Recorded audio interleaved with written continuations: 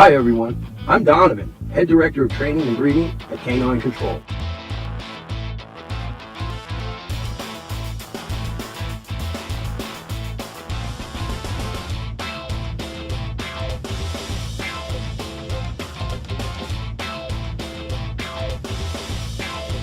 Just go get the dog.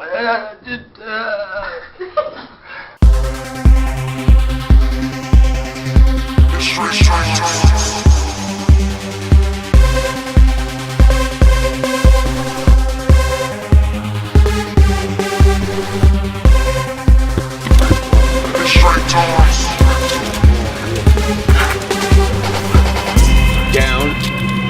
I'm working on this project with Sonic Sit, where we're teaching him, I'm beginning the fundamentals of his force retrieve. The person who owns the dog, I basically trained the dog as an executive protection dog, and now he wants to add some bells and whistles to the training. Like he wants the dog to pick up his pen if he drops it on the floor. He wants to pick up his cell phone. Okay, this dog has only a medium inclination to retrieve naturally. It wasn't really fostered in him or developed in him when he was a puppy. Sit. And certain objects he does it that are not like soft, like he'll retrieve stuffed animals or jute tugs and stuff like that, but as soon as the object's like metal or something, he rejects it. So I've actually been teaching the dog by force to hold the object. Okay, come here, okay, come here. Sit. Okay, I want to sit. Hold it. Hold it. Hold it. Hold it. Out. Oh, come here. Okay. Sit. Hold it.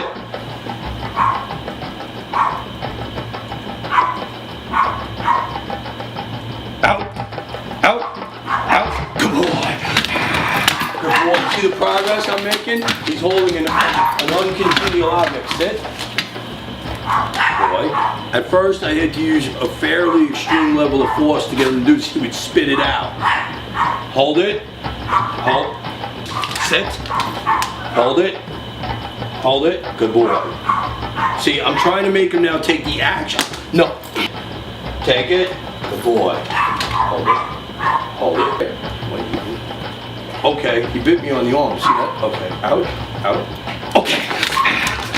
Easy. Okay. Good boy, huh? Good boy. Sit. Sit. Out. Good boy. Out. Sit. Good boy. Sit. Take it. Take it. Take it. Good boy. Good boy. Sit. Good boy. Sit. What a dog trainer has to have in a dog, right? Look, when he got loaded. Why the dog will fucking shut down though? I'm like, oh wow. If they do, they can't do the upper levels. Do you understand? Right. He learns with avoidance. He would too, but you keep him there. Yeah. You know. Well, also you have to train. It has to have enough skill of getting the dog on the edge, because there has to be an element of avoidance, enough avoidance that the dog will avoid into the behavior that you want. Right. You know what I'm saying? Because it is avoidance that's causing the dog to take the object. Right. But it's a channeled avoidance. But he has to also at the same time have that ability that when I release him and I go back to a drive state, he actually almost stimulates, the stress stimulates him more into drive. He actually builds drive from the pressure instead of shutting down. Right. This is not a very common characteristic in a non-working bred dog. It takes the right kind of dog with the right hardness to be able to take that kind of correction that this dog just went through, and he still stayed motivated to do the drills afterwards.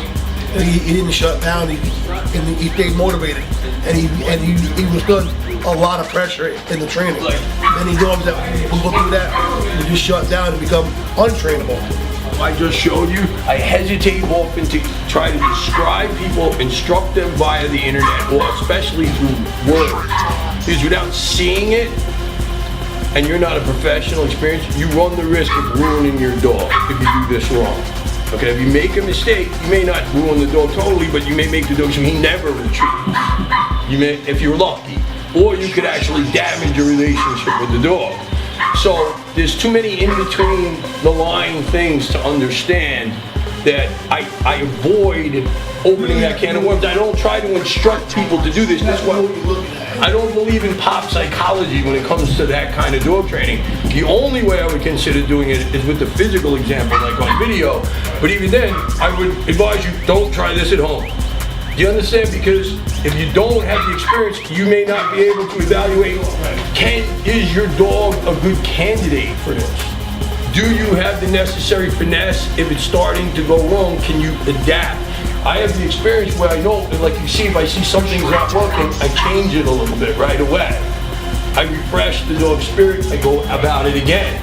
If you don't, if you push too hard at the wrong time, you can end up getting the opposite result where you offer the object to the dog and he totally turns away from you, or he bites you, and you get the opposite effect of what you're looking for. So it's complicated. You can't pay him what he wanted to do. He was biting the leash, he's very excited, he's working the leash. That accumulated him, you know? Right, well he understands, the dog understands the basic idea that you do what I tell you and then you get paid. Like, he already has the idea, like you cap, I load you and drive, you cap, then I unload you. It's a little loud in here today because I got a lot of dogs. But we're about to show you, after 2 weeks of practicing the force retrieve of the uncongenial object with Sonic, I'd like to demonstrate to everybody our progress. Part of today's test is that the dog's gonna have to do it completely off the leash, and he's gonna have to do it with all these people, and Jerry, and everybody's gonna be here, and dogs barking in the crate nearby, and it's gonna be quite difficult and challenging for the dog. So let's see how he does. Oh, good boy, Sonic. And he's smelling females in heat at the moment too, so everything's real interesting to him. Good boy, Sonic, come on. Sonic, come on, come on, hop. Come here, Sonic, come here, hop. Good boy, good boy. Good boy. Sit, look. Take it. Come on, come on. Come on. Good boy. Good boy. Good boy. Heel. Take it. Take it. Take it. Come on, heel. So that. Come here. Heel. Come on. Heel. Heel. Out. Okay, ready? Now watch this, watch this. Sonic, Sonic, Sonic, come here, look, look, Sonic. Take it, heel, heel.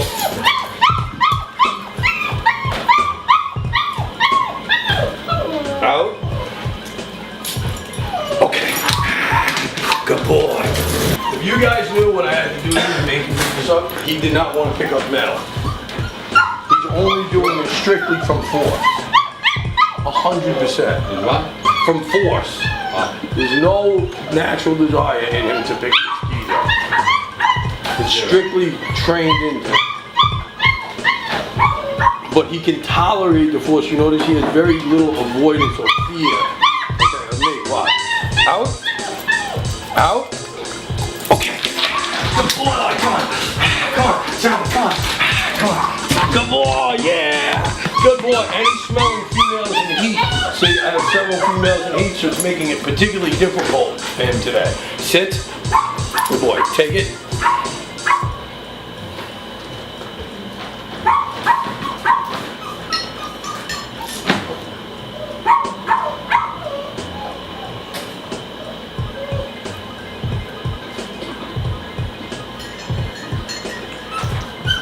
Heel. Heel, come on, heel. Heel.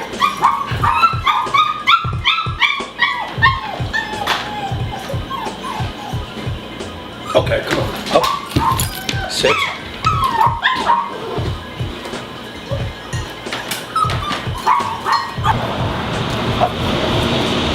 Good boy. Come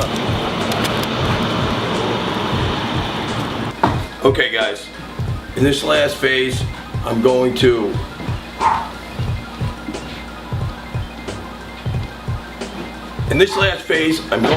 show you domestic violence in its very worst,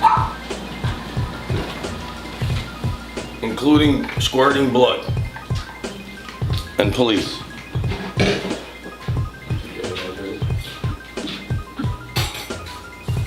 I have here a group of uncongenial objects, which means objects which the dog would prefer not to have in his mouth, but which I had to strategically teach the dog to take, hold, and then retrieve.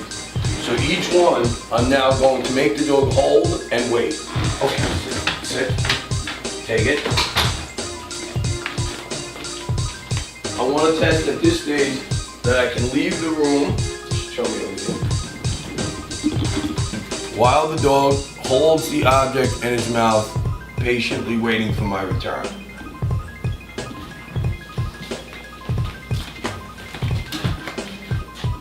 Out. In this case, sit. I use normal objects which would be common to a household so that the exercise has a practical vibe about it. Take it. He was particularly difficult with metal.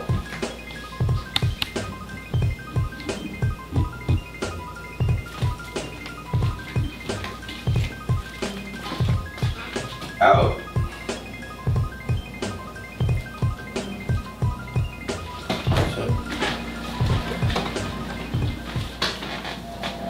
Take it.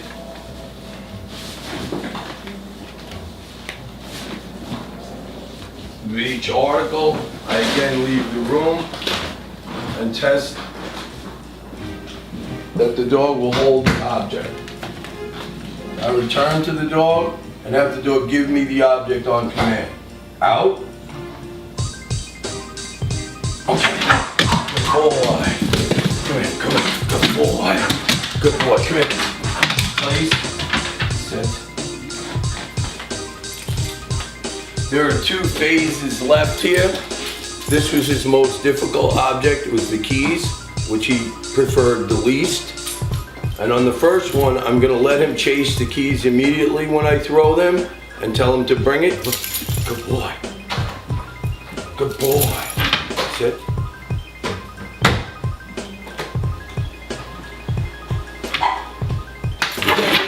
Take it. Come on.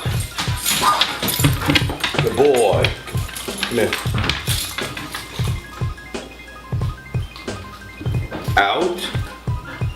And then in the last phase, which I'm still working on a little bit and still needs a little perfection, the dog is going to wait and go get the keys on command alone. Take it. Take it. Come here. Come here. Come here. Sit. Out. Sit. Come here. Sit. Sit. Sit.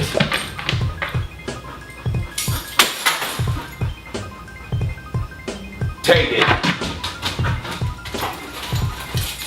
Come on. Come here. Now you've seen the several stages that it takes to go through to teach a small article forced retrieve to a dog. And I'd like to point out that you can tell that if it's done correctly, the dog is nonetheless for the wear in the sense that he's still happy and spirited. Okay, Sonny, good boy, good boy, good boy. There's no residual effect of fear on the dog. At this stage, the dog's not wearing any collar equipment at all, so he's doing this strictly by voice command, and his tail's still wagging, and he's still happy about life. And the exercise is becoming very practical in the sense that my client would like to not have to pick up his cell phone, his keys, his pen, those type of articles, and I think we're on the verge of achieving that goal. Thanks a lot for watching Canine Control.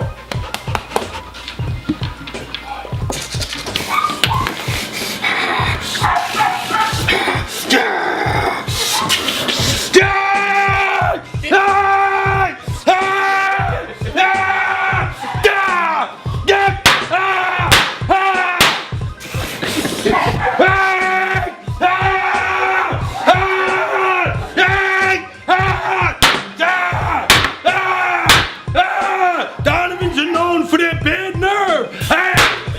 Hi everybody, and thanks for watching Canine Control TV. I'd also like to say a word here about animal rescue. I'd like to thank the countless animal shelters, humane societies, and private citizens who have fostered and helped to adopt out the millions of animals that remain in our shelters today that have no permanent homes. And I'd like to take this moment also to encourage you to please consider adoption as an option for your new pet. And don't forget to subscribe to our show at youtube.com/Canine Control TV show. Also, you can check us out at our website, caninecontroltv.com, or look us up on Facebook, Canine Control TV. Thanks a lot again for watching, and don't forget to adopt. Not much, Productions.